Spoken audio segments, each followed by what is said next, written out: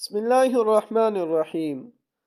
اللہم صلی علی محمد وعلی آل محمد۔ سنت حبیب صلی اللہ علیہ وسلم۔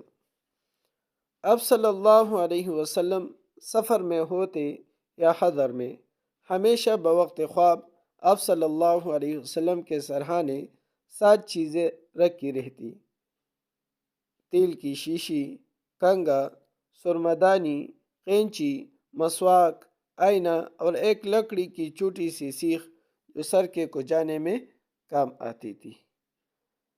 اللہ ہمیں بھی اب صلی اللہ علیہ وسلم کے سنتوں کو اپنانے کی توفیق عطا فرما دے، اور کیونکہ دنیا اور آخرت کی کامیابی بھی اب صلی اللہ علیہ وسلم کے سنتوں پر چلنے میں اللہ رب العزت نے رکھی ہے۔